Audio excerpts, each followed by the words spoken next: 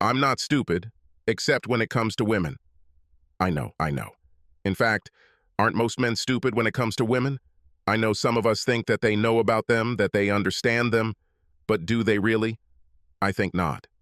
Like most men, I'm just trying to figure it out and do things as right as I can. Having said that, I believe this is the reason it took me so long to realize that I am truly dumb when it comes to women and my wife in particular. I saw signs of her disrespect and betrayal for almost 5 months before I decided that if there was smoke, then maybe there was just a fire that I needed to put out. As the old song goes, we got married in a fever hotter than a pepper sprout. I found Catherine, courted her, and married her during 1 year of college. I was attending Oklahoma State University in Stillwater, majoring in party planning when she came into my life by chance. Okay. My real specialty was hotel and restaurant management. Partying is what I did when I was supposed to be studying. I also worked as a bouncer at Eskimo Joe's, which was well-known and popular in college. The bouncers rotated through different positions in the building to get the job done. We served visitors at the door, checking IDs, and made our way through the crowd to make sure nothing untoward had happened. The bar was on the top floor, and one of us was always on duty at the top of the stairs to prevent drunks from falling down. While I worked there, I quickly gained insight into the female gender. I learned which ones would work, which ones wouldn't, and which ones would sometimes work, and how to identify each one. When I took my post at the top of the stairs, I could see most of the floor below. I watched from my post on the balcony as the women processed the stupid bastards on the first floor. Some women would have 2 or 3 poor, thick-headed bastards, buy them drinks at the same time in hopes of driving them home or to their cars for a little quiet time later in the evening. Many young ladies begged for drinks from dumb men just before closing time. Usually after the last call or a little earlier, there was a massive outflow of these women. They pretended to go to the toilet before leaving with the young man who treated them for the evening to allow them to rush out the back door that led from the corridor to the toilets. This, of course, infuriated the men, and many times one of the bouncers had to give them advice to calm them down. I knew which young women regularly played the game, and as a public servant, I would warn my friends and sometimes just a guy I thought was cute and didn't deserve to have nasty things said about him. Others I simply allowed to be carried away. Anyway, one Saturday night after a home game, I was working and watching drunks make fools of themselves when this absolute goddess fell into my arms. Drunk is an understatement for her. She was completely out of her mind and claimed that she didn't even know where she was. She couldn't find the friends she supposedly came with, but I understood that. I had never seen her with these women before, and they were one of the worst groups to sneak out the back door after drinking free all night. I was almost sure they were gone. It was after the last bell, and they usually ran out when the last bell was announced. Around this time, when Catherine was literally hanging in my arms, the man from whom she was begging for drinks approached. He glared at me and grabbed her hand. "Come on, Kelly," he said. "We need to get out of here. I was already starting to think that you disappeared because of me. Well, now I think I know her name." I was about to let her go with the young man when she came to her senses a little and looked at him questioningly. "My name is not Kelly, but Catherine. Who are you? Why should I go with you? Where are Cindy and the other girls?" I had to go with them when the bar closed. The man simply pulled her hand and said, "Kelly, Catherine, it doesn't matter. I bought you drinks all night long and now you're coming home with me." Catherine came to her senses again and tried to stand up and move away from the man. She looked scared and said, "No, I don't know you and I don't want to go with you. Now leave me alone." The man tried to pull her away again, but she resisted. I figured she really didn't know him and didn't want to leave, so I pulled her over to the chair and tried to get between them. "Hey, guy," I said, "looks like the lady doesn't want to go with you. Now why don't you just leave like she asked before we get into trouble?"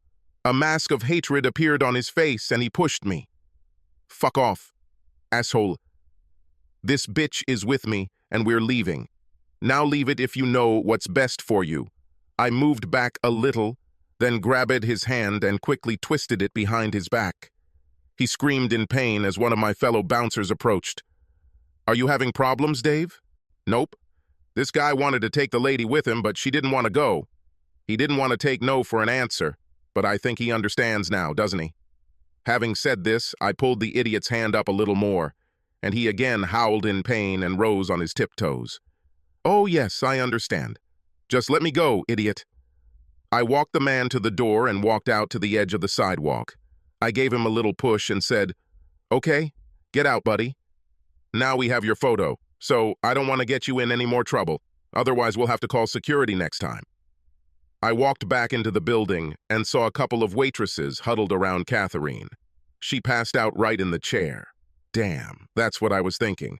Patty looked at me and said, "Dave, Catherine lives in my dorm. If you help me get her back to the dorm and put her in her room, I can take care of her from there." Well, that's what I did, and that's how I became one of Catherine's favorite people. The following weekend, I was working on a Friday evening when a beautiful woman ran up to me, wrapped her arms around me, and pulled me close before planting a very sloppy and lingering kiss on my lips. I pushed her away and said, "Wow, what does all this mean? You saved me last Saturday. Patty told me that you stopped that asshole from taking me home, then you drove us back to the dorm and helped her get me into my room.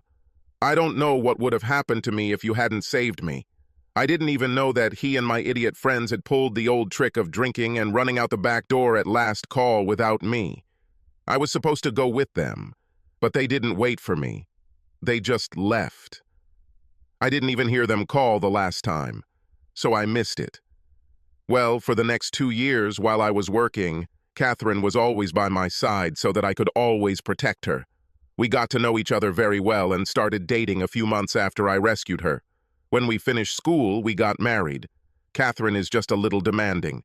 She loves parties and dancing, loves to eat delicious food and drink good wine. Everything is fine. We have a great job and no kids, so we can afford it. We just can't afford as much as she wants right now, and it drives her crazy when I tell her we can't go out before payday. Some of our arguments about money revolve around the fact that my parents are quite wealthy. They own a large farming operation and almost 4 plots of farmland in our hometown. We also have a large year-round fishing and hunting resort. When I tell Catherine that we can't afford something, she almost always shouts that if I weren't such an idiot, I would have gotten it from my parents. She thinks I should come home and take a management position with Dad so we can make big money and be a big duck in a small puddle. I have told her multiple times that I am here at this job to get some real-world experience and learn how the big boys do it before I return to our company. The resort manager plans to retire in another 3 years, at which time I will take his place. It's not fast enough for Catherine. I started receiving snide comments about my ability to earn enough to pay our bills. Sometimes Catherine would go out after work with her friends and return home exhausted. Many times over the past few months, I have had to pick her up or pay for a taxi. About 5 months ago, this all stopped. Oh, she still came home excited, and many times I had to go with her to the office the next day to pick up her car. Sometimes I had to take her to her favorite bar, but I never had to pay the taxi driver or pick her up from the bar. Once or twice I found her sleeping on the living room floor when I came down the next morning. I wondered how she got into the house if she passed it out on the floor outside the door. Finally, after several arguments, I decided to find out what was really going on. I did what many men do in a similar situation. I bought voice recorders and put them in Catherine's purse, in her car, and even one in her office hidden under her desk. I tapped our landline and bought the necessary equipment to copy her cell phone calls.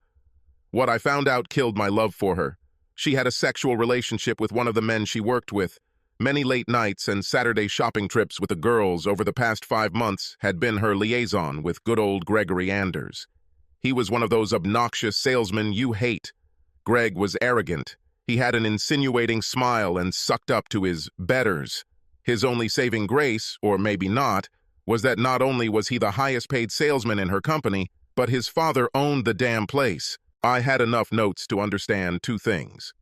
When I cut back on our visits to expensive restaurants, the amount of entertainment, the purchase of fine wines, going to expensive plays, and so on, Catherine complained long and loudly at work about how badly I treated her. Gregory noticed that Catherine was unhappy, and began to follow the women during their nightly walks. He spent money, bought them drinks, and generally showed them the good life until Catherine became interested. After that, he managed to persuade her to meet him for lunch at an expensive bistro. After she became hooked on his extravagance, he took her out for dinner after work at posh establishments. A few weeks later, Catherine succumbed to his seduction and began spending time in bed with Gregory. He started giving her orders, and to my shock, she followed them. All he had to do was threaten to stop his generosity, and she would comply with his demands. She had sex with him at the time he wanted it, and in the places where he wanted it. I even had tapes of him telling her to cut down on the amount of sex we had because he didn't want my sloppy seconds. He told her that she had to make sure that more than 24 hours passed from the time she slept with me to the time she slept with him. Otherwise, he would leave her. He said, "I refuse to have sex with my woman after she's been with someone worse. I don't care how you do it, but you have to make sure you're clean before you come to me." Our sex life quickly declined and revolved around good old Gregory's trips out of town to sales and on Sundays. He was never with her on Sundays, so that quickly became my only guaranteed day of love.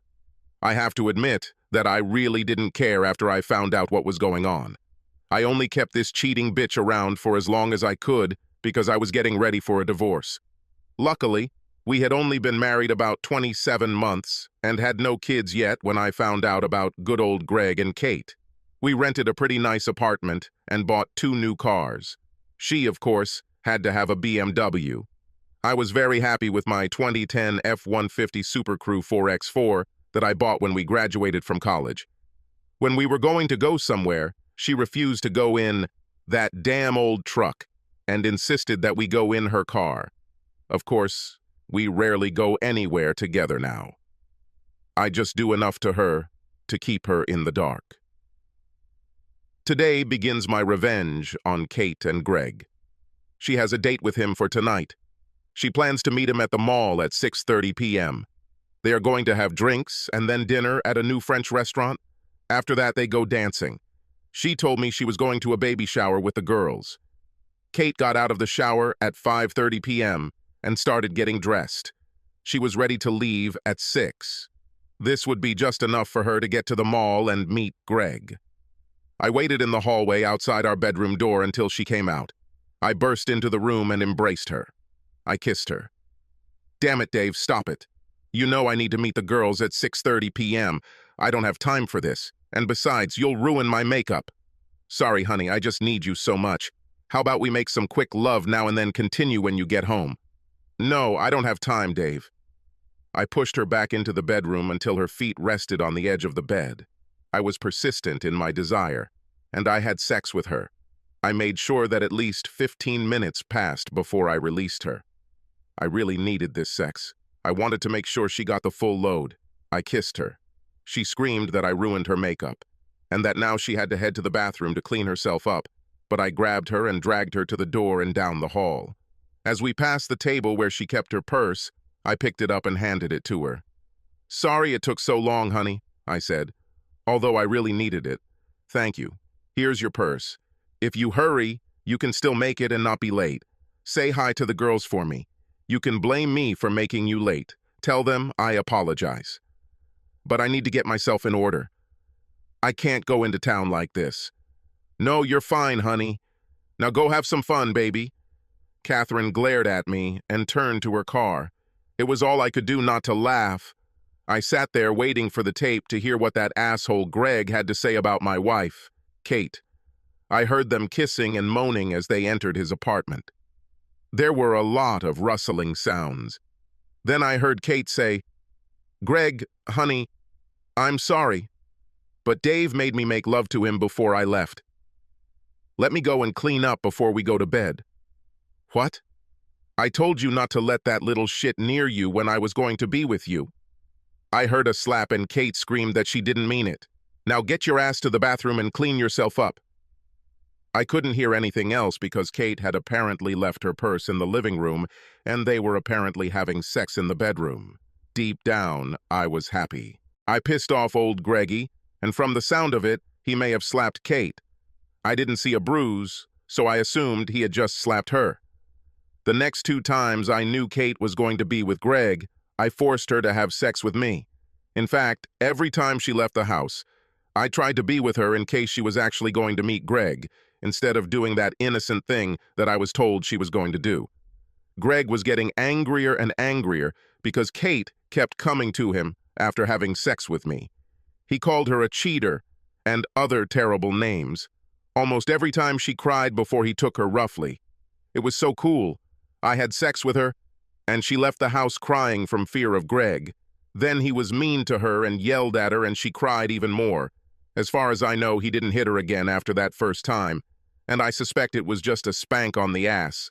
Although the last time she was with Greg, I felt really bad. I had enough and decided that my revenge was over.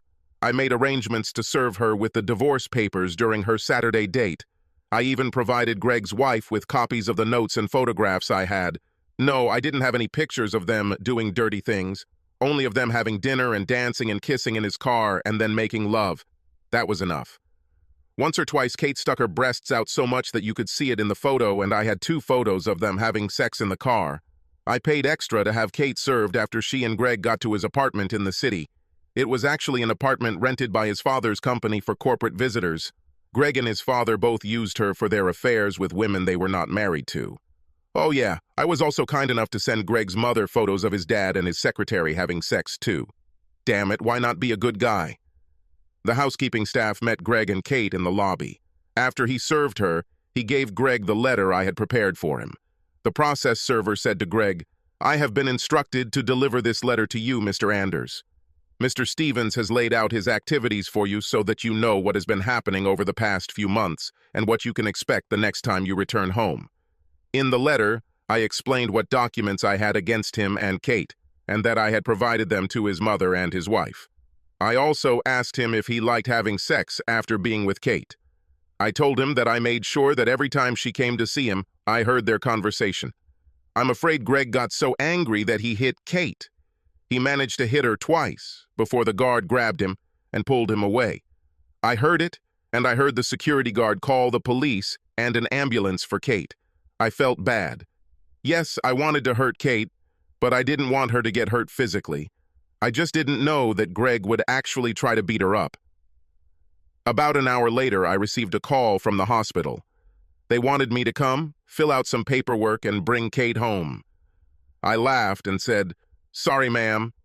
I cannot do it. Kate and I are getting divorced and she doesn't live with me. Why don't you call her lover and ask him to pick her up?" "Oh, well, I guess I can do it. What's his name?" I gave her Greg's name and phone number.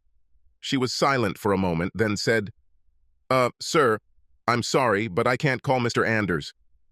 Your wife is in the emergency room because Mr. Anders beat her badly this evening. I believe he is in prison now, sir." "Okay, here are 2 more phone numbers. Perhaps one of them can help."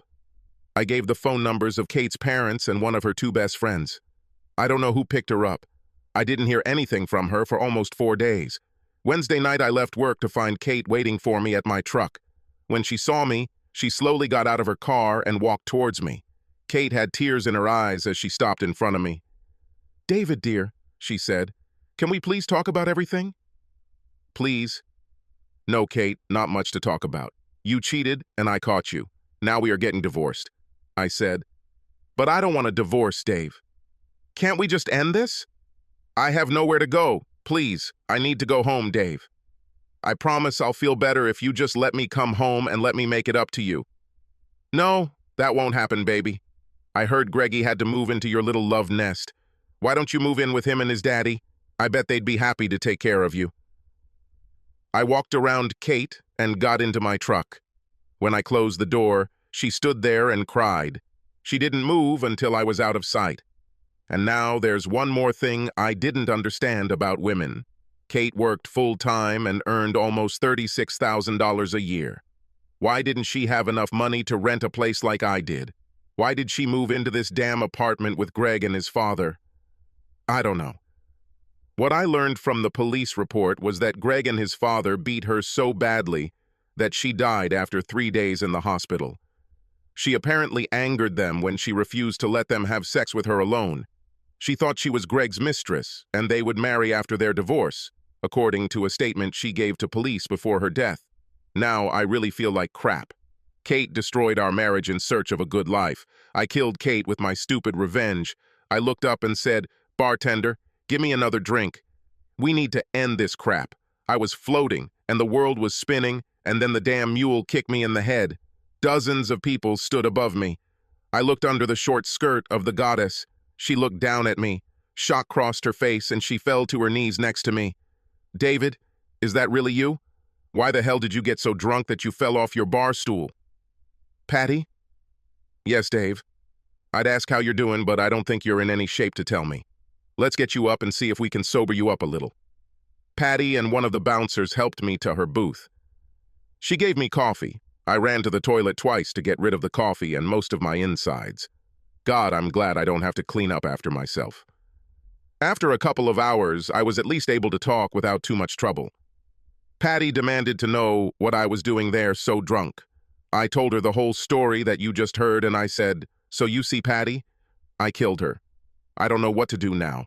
I hated her for what she did to me, but I didn't want her to die." Patty sat there in shock. She stared at me with her mouth open. Finally, she wrapped her arm around me and hugged me tightly.